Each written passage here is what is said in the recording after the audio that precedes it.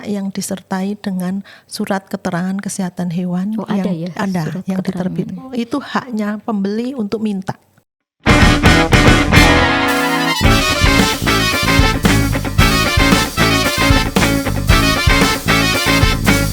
Warteg Bogor.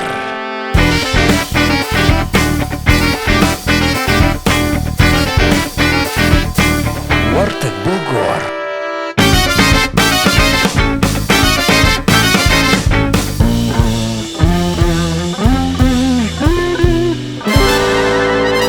Assalamualaikum warahmatullahi wabarakatuh. Halo Insan Planners, kembali bertemu dengan saya Windy di Warteg Bogor, Warung Tegar Beriman, podcastnya Bapak Dalitbang Kabupaten Bogor.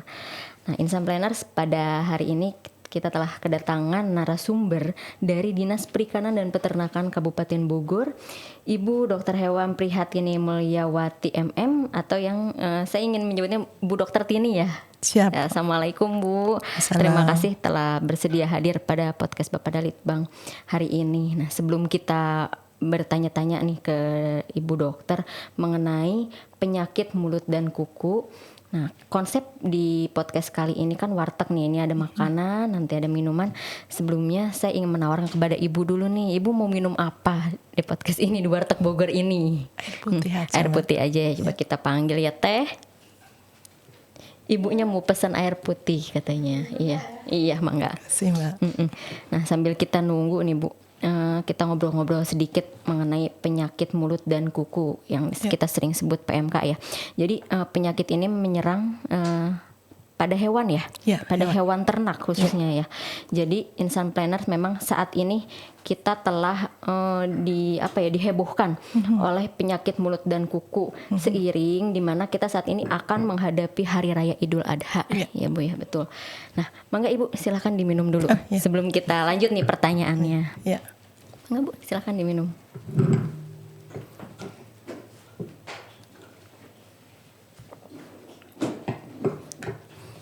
Ya, Insan Planners, banyak dari kita mungkin tidak mempelajari secara langsung mengenai peternakan ataupun hewan, sehingga banyak di antara kita yang bertanya-tanya apa sih penyakit mulut dan kuku itu, dan penyakit mulut dan kuku ini menyerang hewan apa saja. Maka dari itu mari kita sama-sama bertanya kepada narasumber yang membidangi masalah ini. Nah, Bu Dr. Tini, saya pertama akan bertanya nih, sebenarnya apa sih Bu penyakit mulut dan kuku ini dan disebabkan oleh apa? Ya, baik. Penyakit mulut dan kuku adalah salah satu penyakit hewan menular, tetapi tidak bersifat zoonosis, jadi tidak menular ke manusia. Jadi sangat menular dari hewan ke hewan. Hewan apa yang tertular? Hewan yang rentan terhadap penyakit mulut dan kuku adalah hewan yang berkuku genap. Jadi kukunya segini. Nah, ini terdiri dari sapi, kerbau, kambing, domba, dan satu lagi babi. Jadi itu hewan yang rentan terhadap penyakit PMK. Penyakit PMK ini disebabkan oleh virus sehingga sangat menular dan bisa memungkinkan ditularkan melalui udara. Jadi airborne disease. Nah, ini melalui udara ya. Ya, dan manusia tidak ketularan, tetapi manusia bisa membawa sebagai karir membawa virus, sehingga kita perlu juga membatasi gerak manusia terutama di daerah tertular ke daerah bebas. Itu Mbak. Oh itu. Jadi penyakit mulut dan kuku ini menyerang hewan yang berkuku genap. Begitu ya? Berkuku genap. Berkuku genap. Nah, hewan ini ketika menderita PMK ini gejalanya seperti apa sih Bu? Yang bisa kita lihat. Penyakit ini agak unik Mbak. Jadi penyakit ini tidak langsung kena virus, tidak langsung memperlihatkan gejala. Jadi 3 sampai 14 hari kena virus baru memperlihatkan gejala. Oh, jadi tidak langsung ya? Ya, makanya ini sangat susah dideteksi. Pamannya kita beli ternak masih sehat dari daerah asal ternak. Kemudian dibawa ke Bogor 3 sampai 14 hari bisa muncul, dan ini banyak seperti itu. Gitu. Kejadiannya seperti itu. Ya, jadi mereka tertular tetapi belum bergejala, tidak langsung bergejala. gitu. Oh, tidak langsung terlihat ya gejalanya seperti nah, apa. Jadi ketika kita beli nih, misalkan dari daerah luar dibawa masuk ke Bogor, misalkan hewan itu di daerah luarnya sebenarnya sudah terinfeksi virus itu, namun pada saat datang ke sini itu belum terlihat gejalanya, masih seperti sehat, itu ya. masih seperti sehat gitu. Tetapi nanti dalam waktu 3 sampai 14 hari akan bergejala. Jadi lebih berbahaya dibanding yang langsung terlihat, Mbak. Kenapa? Kalau langsung terlihat kan dari daerah asal sudah tidak mungkin dibawa ke sini. Itu. Kalau itu mah pas sampai sini beberapa hari kemudian baru terlihat ya seperti itu gejalanya. Nah, misalkan Bu, dalam satu peternakan ini ada salah satu hewan yang terserang PMK ini ya, penyakit mulut dan kuku. Nah, potensinya seberapa besar sih hewan lain juga akan terinfeksi virus tersebut? Baik. Ini kenapa ditakutkan walaupun tidak zoonosis, tidak menular ke manusia, tapi ditakutkan oleh seluruh dunia karena sangat menular. Jadi dalam waktu 2 atau 3 hari insya Allah akan semuanya kena dalam satu kandang. Itu yang kita takutkan. Dan gejalanya tadi pertama muncul itu pasti dia hipersalivasi. Jadi di mulutnya itu keluar air liurnya berlebihan sampai netes-netes gitu. Oh, itu salah satu gejalanya ya? Ya, gejalanya itu dulu, baru beberapa hari langsung muncul seperti sariawan di mulut, di lidah, semuanya seperti sariawan, persis kita sariawan. Kemudian sehari 2 hari kemudian muncullah di kaki, kakinya bengkak, dan bahkan kalau ada infeksi lain dia bisa bernanah. Oh, gitu. Begitu. Di bagian tubuhnya bernanah. Bukan, di kaki. Oh, di kakinya. Di sela-sela kaki, sela-sela kukunya. Sela-sela kukunya tersebut ya. Nah, tadi setelah dijelaskan hewan-hewan yang bisa terjangkit ya penyakit ini, yaitu yang berkuku genap ya, seperti sapi, kerbau, kambing, domba, sama babi. Itu rata-rata hewan ini kan yang dikonsumsi oleh manusia ya, sebenarnya dagingnya ya Bu ya. Nah, oleh karena itu Bu, kita kan tadi udah tahu nih penyakit mulut dan kuku itu seperti apa, terus gejalanya nih. Saya ingin tanya Bu, apabila hewan tersebut terserang nih penyakit mulut dan kuku, terus kan kita melihat gejalanya, apa sih yang dilakukan peternak dalam menangani hewan yang seperti itu? Baik. Kita menghimbau kepada peternak ataupun bukan peternak yang tetangganya beternak, secepatnya melapor kepada petugas. Kita punya hotline, sehingga secepatnya akan tertangani dan secepatnya diberikan sosialisasi untuk apa yang dilakukan supaya mencegah penularan lebih luas. Oh gitu. Ya. Jadi kalau peternak kita sosialisasikan untuk segera lapor, nanti kita obati ternaknya.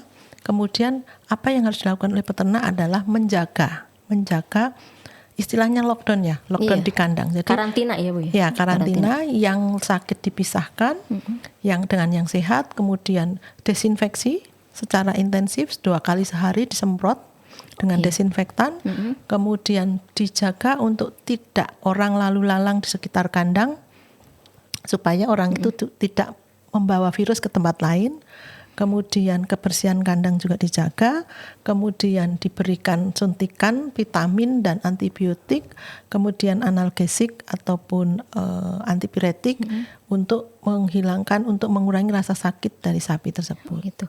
Ya. Jadi bagi teman-teman peternak yang sudah melihat gejala bagi hewan ternaknya gejala terserang PMK, itu bisa langsung menghubungi hotline dari Dinas Perikanan dan Peternakan dengan nomor, bisa dicatat ya teman-teman peternakan, siapa tahu memerlukan informasi apabila hewannya terserang dan ini. Sudah banyak yang menghubungi ini, barangkali mau mendatangkan ternak konsultasi, kemudian ingin tahu bagaimana penanganan yang sudah kena, ingin tahu bagaimana kalau ingin berkurban, memilih hewan kurban atau beli hewan kurban yang sehat segala macam. Ini nomor hotline-nya 0812 86 44 3517. Iya, bisa dicatat ya teman-teman peternak nih, ataupun yang berada di sekitar peternakan apabila ingin mendapatkan informasi ataupun sosialisasi dari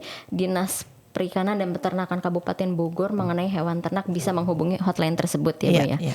Nah, Atau juga bisa menghubungin kalau memang tinggalnya dekat dengan puskeswan, bisa menghubungi Oh, bisa puskeswan. menghubungi Jadi, puskeswan. Iya. Iya. Itu kita buka posko juga ada 7 posko, 1 itu di dinas, kemudian ada puskeswan 1 sampai 6, 1 itu di Cibinong kantornya, Iya. kemudian yang kedua di Babakan Madang, yang ketiga di Jonggol, yang keempat di Laladon, Dermaga, yang kelima di Pamijahan, yang keenam di Jasinga. Oh iya. Iya.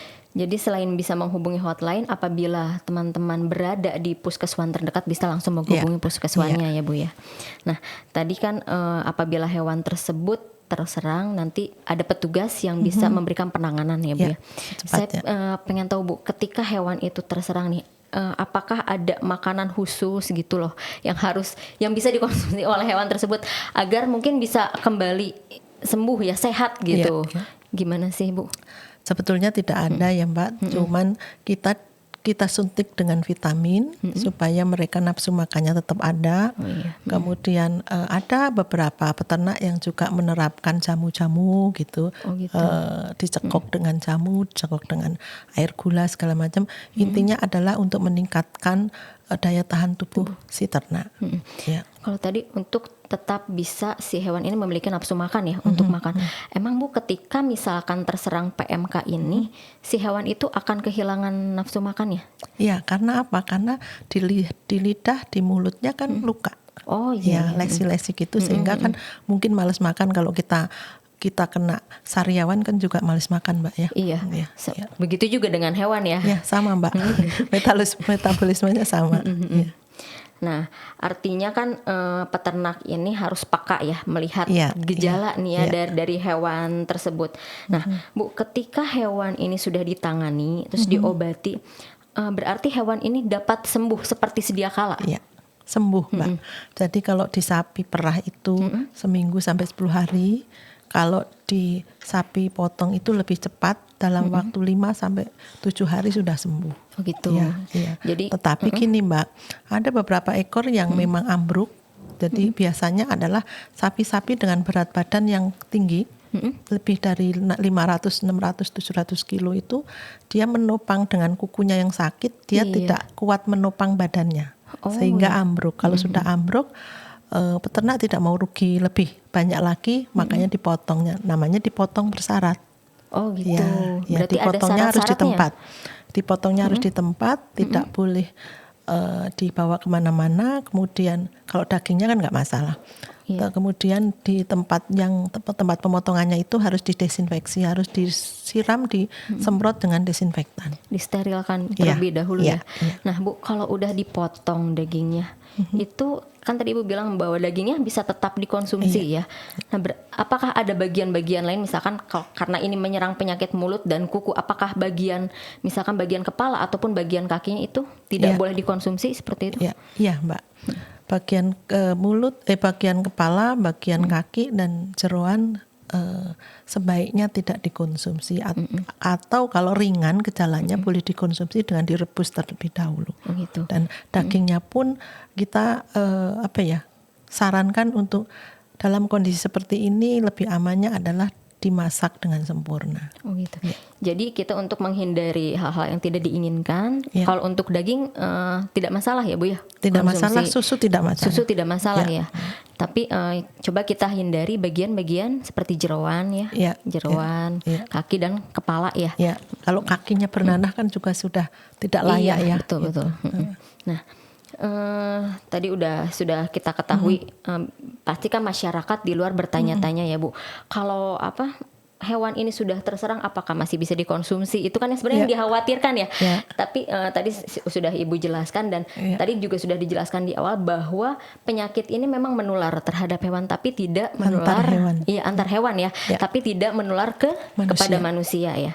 Tapi manusia bisa membawa virus nularin ke hewan. Oh, bisa membawa virus tersebut. Iya. Itu gimana caranya manusia membawa virusnya itu menularkan ke hewan? Namanya Mbak Windy ke peternakan yang tertular. Nah, terus kemudian tidak pulang, tetapi langsung main lagi ke tempat lapak. Oh, aku mau beli hewan kurban. Tempat lapak itu masih bebas. Mbak Widi bisa membawa virus nempel dari di yang tempat baju awal kita. tadi. Iya. Oh iya, karena penularannya itu bisa melalui udara tadi Iya, ya Bu iya. ya. Makanya kenapa kalau lihat di TV yang menangani PMK itu harus pakai APD seperti COVID. Iya, seperti COVID ya. Kenapa? Karena APD itu nanti akan langsung dibakar, dimusnahkan sehingga baju kita masih steril. Gitu. Jadi meskipun penyakit ini tidak menular ke manusia, tapi manusia ada potensi sebagai carrier ya Bu ya, Carrier pembawa membawa virus ini ke tempat lain. Ya. Bahkan dari mobil pakan, mobil ampas tahu yang dikonsumsi hewan itu yang diantar ke peternakan itu juga harus hati-hati. Oh begitu. Ya, makanya kita sarankan untuk peternakan itu membatasi mobil-mobil yang dari luar harus disemprot dulu, didesinfeksi dulu. Oh iya. Agar nanti hewan-hewan ternak yang di dalam juga tetap aman ya Iya, Bu ya, iya. tetap steril Iya. posisinya. Nah, sebelum kita lanjut nih Bu ke pertanyaan selanjutnya. Jadi di podcast ini di sela-sela itu suka ada pengamen biasanya Iya, masuk. iya. Nah, pengamennya di sini cantik-cantik Bu biasanya. Gitu. Iya. Coba kita mana ya pengamennya biasanya udah datang nih. Iya. Sambil kita menunggu melanjutkan ke pertanyaan selanjutnya. Iya. Kita ada hiburan dulu. Nah, ini selamat datang nih pengamen cantik kita ini. Mau ngamen sedikit Ibu ya. Itu Bu.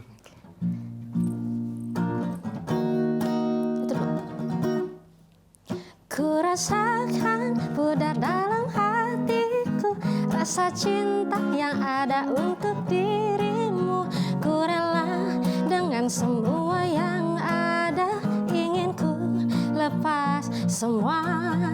Setan dalam hati ikut bicara, bagaimana kalau ku selingkuh saja. Ku punya banyak teman lelaki, sepertinya ku kan bahagia.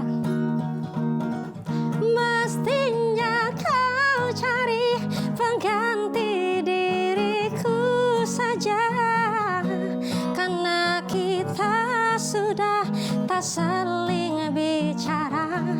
Oh, oh, oh, pastikan cerita tentang kita yang telah lalu hanya ada dalam ingatan hatimu. Sudah Ibu, terima kasih Ibu kesempatannya. Nah, jadi begitu Bu, di tengah-tengah biasanya kita ada pengamen. Iya, biar seger Mbak. Iya, biar seger, hiburan juga ya. Biar kita nggak terlalu serius juga. Nah, kita lanjut Ibu. Saat ini menghadapi Idul Adha nih ya. Kalau untuk di Kabupaten Bogor sendiri Bu, penyebaran PMK ini bagaimana Bu? Baik, di Kabupaten Bogor sudah ada desa tertular 69 desa dari 29 kecamatan. Jadi dari 40 kecamatan kita udah 29 dengan 69 desa. Artinya tidak seluruh desa di kecamatan A itu kena semua, tidak. Jadi banyak rata-rata yang kena itu, yang terbesar itu adalah sapi perah di kawasan Kunak. Jadi kawasan Kunak ini adalah satu kawasan di Kecamatan Pamijahan dan Cibungbulang. Itu populasinya hampir 2.500 sampai 3.000 ekor. Ya, di sana itu paling banyak. Dan pernah dilaksanakan lockdown hampir sebulan kita lockdown. Ternyata ya itu Mbak, kalau di kawasan itu kenanya lambat, tapi begitu kena cepat menyebar. Kenapa? Karena ngumpul ternaknya itu, karena sifat bisa melalui udara sehingga secepatnya dan susah dikendalikan. Ya. Jadi potensi tertularnya itu semakin cepat ya. Semakin cepat kalau di kawasan. Beda dengan yang tidak kawasan seperti di sapi perah di puncak, di Cisarua dan Megamendung ini sekitar 1.300 ekoran alhamdulillah free. Oh gitu. Ya, alhamdulillah free. Dan sekarang kita sudah selesai, kita laksanakan vaksinasi untuk kekebalan. Jadi seperti juga COVID.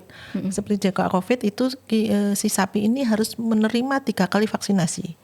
Nah, kita baru pertama dan kita kejar dulu yang sapi perah, karena yang sapi perah ini yang memang tingkat kerugiannya lebih tinggi. Kenapa lebih tinggi? Kalau sapi potong hanya sakit dan akan turun berat badannya. Kalau sapi perah di samping sakit turun berat badannya juga produksi susunya turun. Oh, Dan iya. produksi susunya itu bisa turun sampai dengan 80-85%. Jadi yang tadinya 14 liter bisa hanya 3 liter, bisa hanya 2 liter. Jadi kerugiannya Dikarenakan double. si sapi ini sudah terserang penyakit ini Ya, ya. karena tidak makan, makannya kurang, kemudian juga merasakan sakit sehingga tidak mood Untuk memproduksi susunya.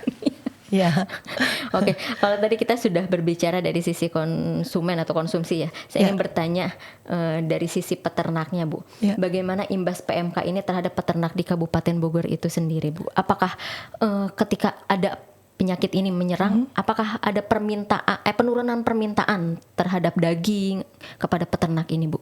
oh tidak Mbak, Tidak ya? tidak masih tetap, tapi memang yang dirasakan peternak adalah kerugian ekonomi. Kerugian Jadi kenapa ditakutin tadi dari awal saya sudah sampaikan bahwa di seluruh dunia sangat takut dengan PMK ini. Kenapa? Kerugian ekonomi yang sangat tinggi. Kemudian biaya pemberantasannya, pengendaliannya sangat tinggi. Kenapa? Harus divaksin. Nanti sebelum bebas itu kita harus vaksinasi 2 kali setahun 2 kali untuk satu sapi. Itu sudah berapa? Iya. Kemudian kerugian karena dipotong paksa. Seperti pamannya sapi perah. Sapi perah itu harganya 27 sampai 30 juta kalau sehat. Begitu dipotong itu tidak sampai 10 juta harga dagingnya. Anjlok sekali. Ya. Kemudian satu lagi, yang bunting kena PMK kemudian lahir banyak yang mati. Nah, artinya nanti akan loss generasi. Ya, kalau itu dijadiin anak itu jadiin bibit, berarti kan bibit-bibit ini banyak yang mati. Itu jadi yang banyak kematian adalah di anak sapi memang. Di anak sapinya Ya, itu ya. ya. Berarti sangat berimplikasi kepada kerugian ekonomi sih Iya, sebenarnya iya, ya. sangat-sangat. Tapi untuk permintaan terhadap daging sapi ini sendiri Kabupaten Bogor tidak mengalami penurunan ya Bu ya. Tidak, Berarti iya. tidak berpengaruh.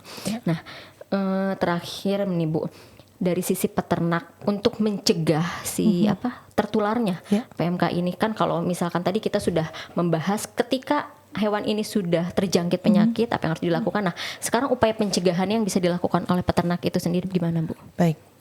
Untuk sementara tidak memasukkan atau mengeluarkan ternak dulu. Biarlah ternak yang ada dulu dijaga. Ya. Iya. Yang dijaganya dengan apa? Pemberian makan yang betul, Iya.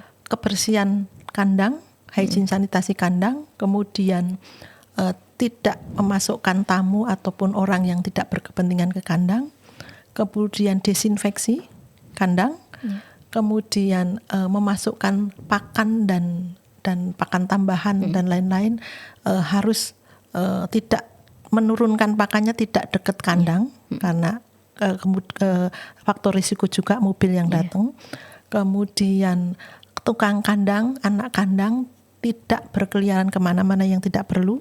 Kalau toh pergi harus mandi dulu, ganti baju, ganti sendal untuk masuk kandang. Jadi lockdown kandangnya, per kandang lockdown. Kemudian tadi jangan tergiur harga murah untuk beli sapi baru dulu.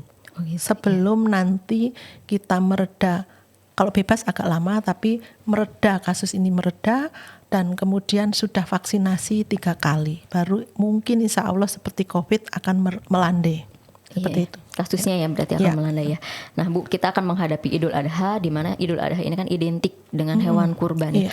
Tips-tips atau apa ataupun kiat-kiat apa sih yang bisa Ibu berikan untuk kita nih masyarakat di Kabupaten Bogor agar bisa dapat membeli hewan kurban yang sehat? Baik.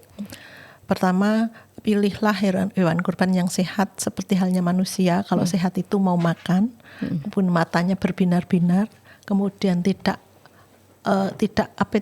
air liurnya tidak banyak, kemudian bulunya mengkilap, itu ciri ternak sehat.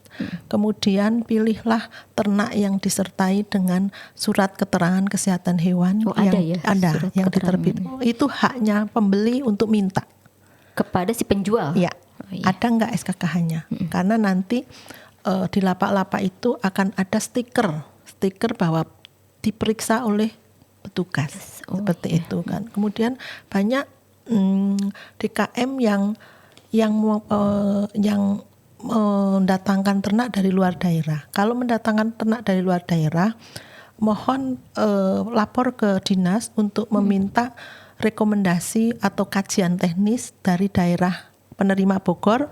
Karena apa? Begitu memberitahu ke dinas, kita akan telepon langsung ke pejabat otoritas veteriner. Jadi pejabat otoritas veteriner itu yang akan memberikan penjelasan bahwa dari daerah asal itu aman.